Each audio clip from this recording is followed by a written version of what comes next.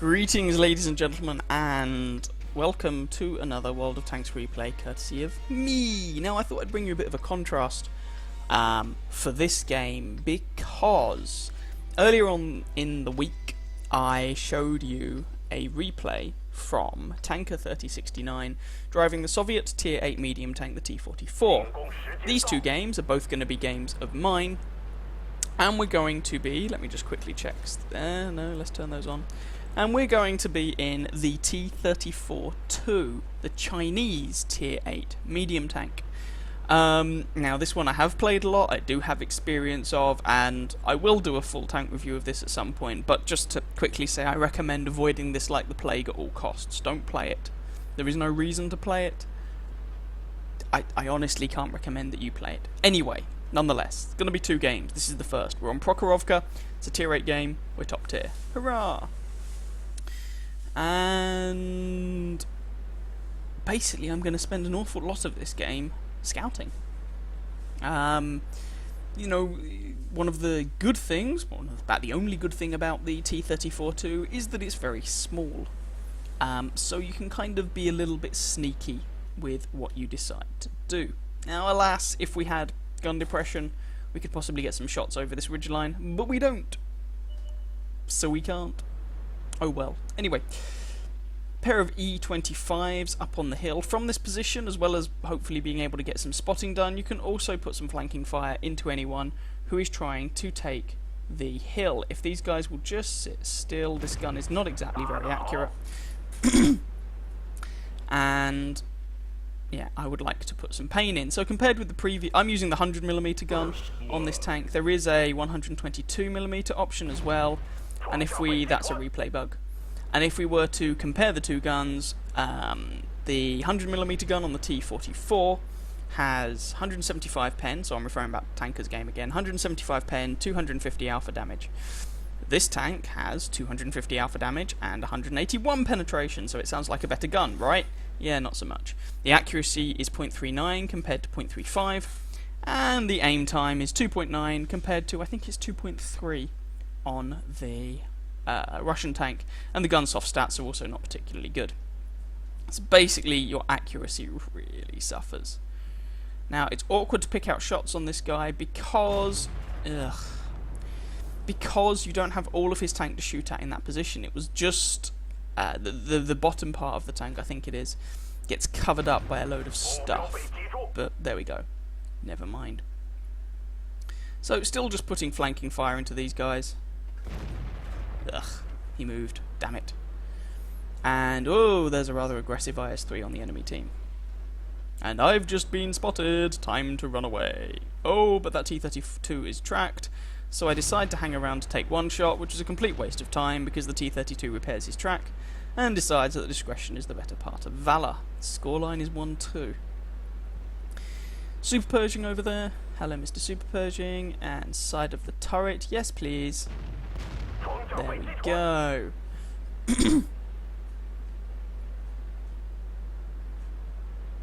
And now the Super Pershing's looking at me, and I don't really have the gun depression to engage him. In terms of armor, the hull armor on this tank is terrible. The turret armor is okay. It's not the best, but it's alright. You can get some bounces. And if you had more gun depression, you might be able to make better use of it. But with this gun, you get 5 degrees of gun depression, and with the 122mm gun, you get 3 degrees of gun depression, which is a little icky. Scoreline is 2-4. This is not looking particularly fantastic. And Super Pershing, can I get a shot on this guy? Side of the turret. Ugh, it bounced. What can you do? 2-5. Oh dear, oh dear, oh dear. So it looks like the enemy team has essentially won the hill. Yeah, which is suboptimal, but there we go. We have a gazillion tank destroyers, yes, a gazillion, I kid you not, camping down in the sort of H1 area. On the one hand, that means anyone who gets spotted on the 1 and 2 lines on the enemy team will very quickly evaporate. On the other hand, those tank destroyers don't really have anybody actually spotting for them, which is a little suboptimal. So, trying to get a shot on this E25. Sit still, you little blighter. There we go. We managed to get a shot through his side. There's the other E25. Are those two guys platooned? Yes, they are. That makes sense. Our team's pulled back a couple of kills, making it 4-5. And... no. I was trying to lead the shot. The shell travel time on this tank, on this gun, is not the best. So I was trying to be careful with those shots, because it also doesn't get a particularly good reload. But, yeah. Didn't manage to connect it. So, scoreline is now 5-6. Still got that pair of Super Pershings over to our right. SU-101 has given up on life, and I don't really understand what he was planning to achieve there. IS-3 has also given up on life. Really don't know what they were doing. Why would you just charge down there when there is likely a whole world of tank destroyers? And oh, I don't know. Anyway, our tank destroyers trade a bit of fire with their tank destroyers. Yeah. We are left with 2 medium tanks and 5 tank destroyers. The enemy team is left with 2 medium tanks, 4 tank destroyers, and a heavy tank. So, yes. It's kind of evens at the moment. We've locked down the 1 and 2 lines, but we've got half our team sitting there doing it, just over half. They've won the hill, and this ridge line is kind of contested, although I'm actually the only one here. So, yeah. But I haven't taken any damage yet, which is nice. Don't have a shot on that Super Pershing. And by the look of it, some of our tank destroyers do, even if those shots are quite slender. So, yeah, that should hopefully encourage him to back off. And Black Prince and Super Pershing. Side of the Black Prince's turret. Yes, please. Incoming Super Pershing. Oh no! Can we pick out the top of his turret? Alas, we bounce. But it looks like our friendly tank destroyers do manage to put a considerable amount of pain into him. Trying to make that shot count, but it bounces again. And our SU-100 polishes the guy off. And the Black Prince is taking a whole world of pain, and the Black Prince is dead. Those two medium, well, the medium and heavy tanks were far too aggressive. Because this is Prokhorovka, and I have tank destroyer support. Hopefully, they've worked this out by now. Anyway. Super Pershing. Whoa, and there's a Borsig to our right-hand side. So, there is currently 1 tank on the enemy team that we do not know where it is. We know where... it's a Borsig, so we know where the T-28 prop was last seen, at least. We know where the Super Pershing was. We know where one of the Borsigs is. We know there's an E-25 up on the hill. Ouch, that one hurt. We just don't know where one of the other Borsigs is. My money would be on either around B1, B2, or B9, B0, that sort of area. One of those two would be my best guess.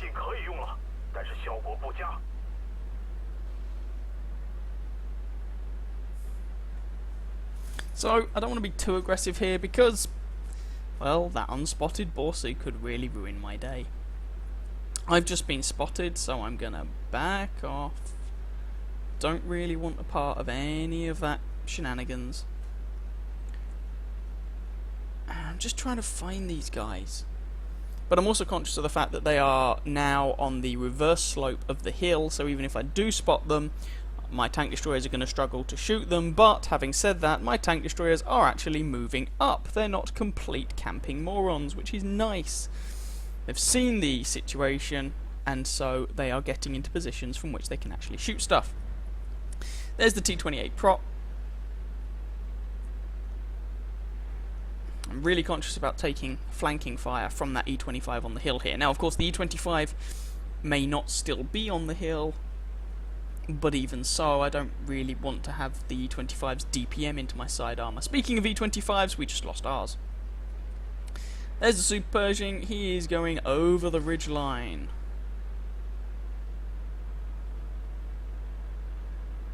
And I get spotted, and he gets spotted, and everyone's spotted. Yay! And I'm backing off because I don't want to take his shots to the face. And my tank destroyers are shooting him a lot, and that E-25 is still up there because we just lost our Centurion to him, and there he is. So, scoreline is now even again. And then the Borsig executes the Super Pershing, which changes things considerably because now the enemy team only has tank destroyers on their team. What does that mean in practice? It means that they are going to struggle for people to spot. 5-minute warning. Because it would require one of their tank destroyers growing a pair and going and doing the spotting. Now I get spotted myself, and now I am taking that machine gun E-25's shells to the side, which is not a position I like to be in, so I have backed off. We don't have eyes on the hill, which is annoying, but we do have an AMX AC-48 keeping an eye on the hill, or in a position to defend from that E-25 if he should push down from the hill. Borsig's come over towards me. Hello, Mr. Borsig, with the 15cm gun of derpitude.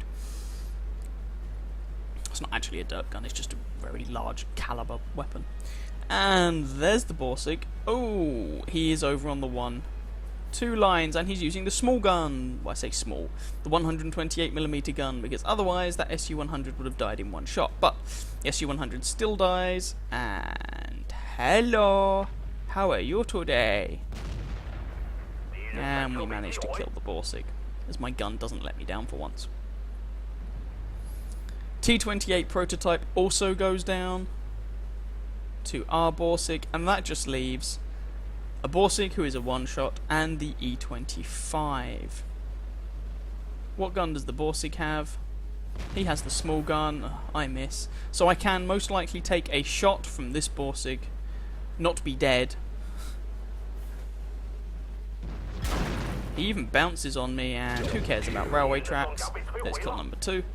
And that just leaves the E-25 up on the hill.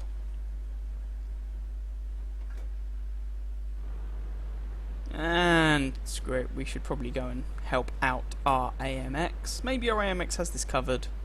I can't remember, to be honest. Yep, there we go. AMX nails him. And there we go.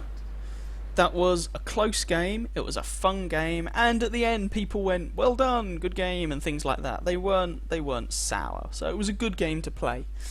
Although it was quite long, but may not have looked anything special, but we actually racked up quite a large amount of spotting damage, which is nice. So how did we do in that game? Well, as you can see, first class mastery, and we got the fire for effect and spotter ribbons. 1791 damage, which for a tier 8 medium tank is, well, I mean, I did more damage than I have health, so, it's right. I mean, it's nothing to get too excited about. 2 kills, 1141 base experience, so where did all that experience come from? Oh, and just a shout out, by the way, to our Rheinmetall Borsig, Ascone PL, 4840 damage, nice one. And commiserations to the enemy Borsig, 3,500 damage from him, even though he was on the losing team. So where did that 1141 experience come from? Well, I got 3,600 spotting damage. That's where it came from. 18 shots fired, 12 hits, 8 pens for the basically 1,800 damage. Managed to block 625 with my armour and travelled just over 3 kilometres. Just over 20,000 credit profit, which was nice. Here's the second game that I wanted to show you, still in the T-34-2. Again, we are top tier. This is an assault game, however, so it's not going to be quite as long as the previous game, as it will only last 10 minutes at maximum. And we're here on Erlenberg. Let's see how many people managed to drown themselves. Now, this game comes with a little context. At the time in which I played it, I had had a string of defeats, and I'd been playing this tank a fair amount, if memory serves. I was a bit fed up, to be honest. And you can see, I mean, at the time also, my ping wasn't being massively friendly. At the moment, it's kind of flittering between about 80 and 120, which is, for me, high. Usually it's below that. But the problems were that I was having this on this evening, on other occasions as well, that the ping wasn't even stable. It was going a bit all over the place, which was getting quite frustrating. Anyway, Erlenberg, assault. Attacking team, me, medium tank. Guess what's happening? That's right, I'm rushing down the 1 and 2 lines. I'm going to get into a position from which I can hopefully spot the bad guys, shoot the bad guys, make the bad guys die. This is the plan, according to Chipmunk. I have some people that can give me fire support from behind, which is nice, but I don't have exactly much here with me, which is less nice. Oh, swings and roundabouts. There's a Jagdtiger 88. I'm never really going to manage to penetrate him, but it appears my friends can. Ha ha ha. Sucks to be you. And you can almost guarantee that at least 1 or 2 people will come over to this corner, and that you will have a selection of people camping at G1, G2, so you might as well make use of them. You may remember that I had an A43 game on this map, where I also did something quite similar.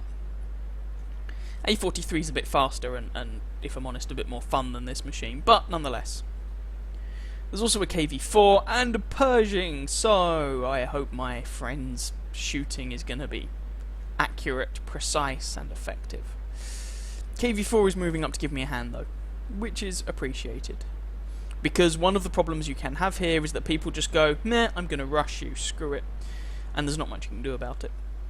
And that's a problem with a lot of these aggressive positions. If the enemy team actually decides they're going to rush you, you're relying on your team to shoot the crap out of them in a very short period of time, or you're going to die.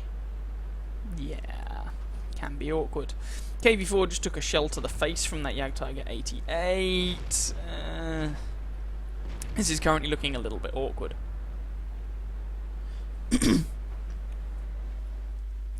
And there's a Jackson, and that was a lucky shot because I hadn't aimed it, and this gun struggles to hit even when it is fully aimed, let alone when it's not, so that was a bit lucky. And given the choice, I will still shoot that Jackson because I can actually reliably penetrate him, and a third shot will kill him. So we've lost a Type 59 and a Type 58. It appears it's not a good day to be in a Chinese tank, which does not bode well for me, as I think I am the last remaining Chinese tank now on our team. But nonetheless, we're going to still try and do what we can.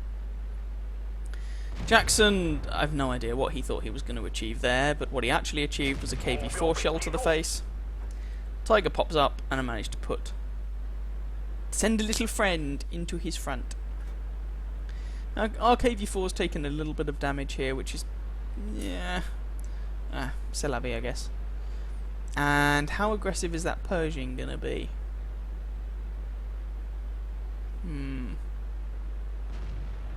Oh, there's also an IS-3 over here. Okay, so the enemy have sent quite a few tanks over here, which is good, because one of the problems of going to this flank is that, well, more lately, people have been coming to the conclusion that this flank, if you're on the defending team, is pretty much an auto-lose, and so they're not even going to bother. Oh, gun depression, damn you, and I don't manage to get a penetrating shot in, and I take a hit from the Pershing for my troubles.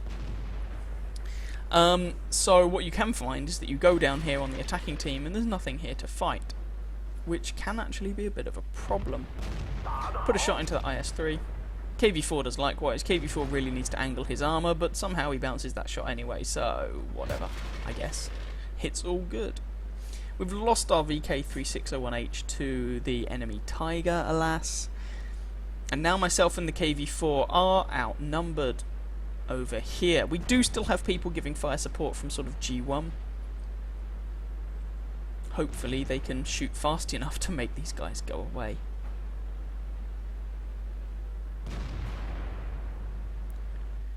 And Tiger, burning bright. Well, I hope he burns. No, he doesn't. How sad.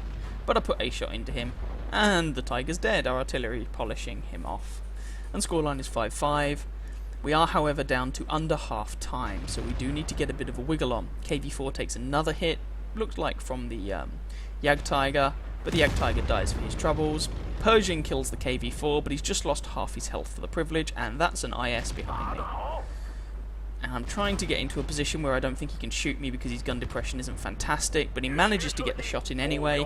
However, he doesn't have the 122mm gun, that looked like the 85 or the 100mm. So, Pershing died for his troubles.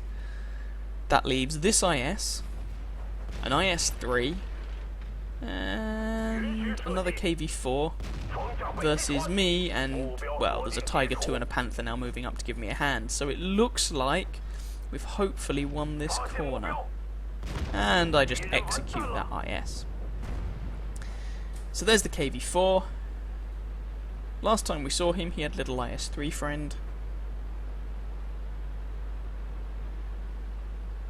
And let's see if we can kill them.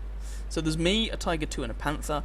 Our Jagdpanzer 4 really needs to move up at this point. He's unlikely to get any more shots at anyone, and frankly, with the selection of guns available to that machine, I would move up anyway, because you really want to be putting in flanking fire.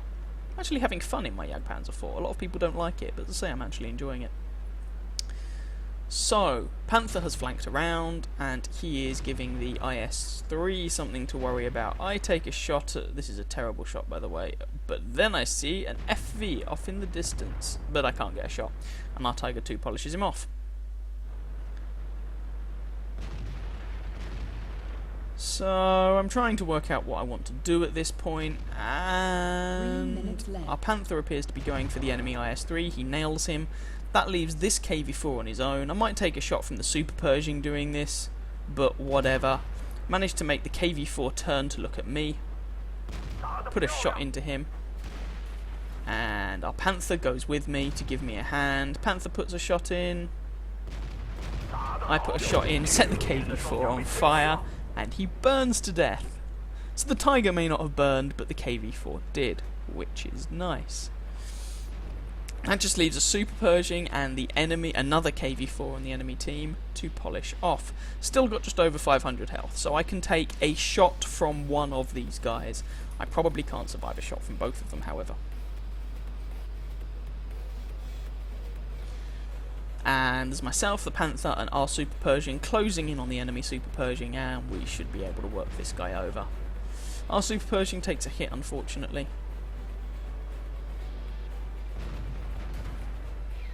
And that shot didn't even connect. I want my money back on that shell. And the enemy Super Pershing actually kills our Super Pershing, and so far hasn't taken any damage for the privilege. So, we're in a pair of medium tanks, let's flank this guy. He might also be in a medium tank, but he's quite slow. He blows my tracks off. I use my repair kit, I'm going to keep moving around this guy. There's another shot into him. One more will kill him. I can take the shot from him to get the kill if necessary. I don't have to in the end, I just managed to pick up kill number 3. And that just leaves the enemy KV-4.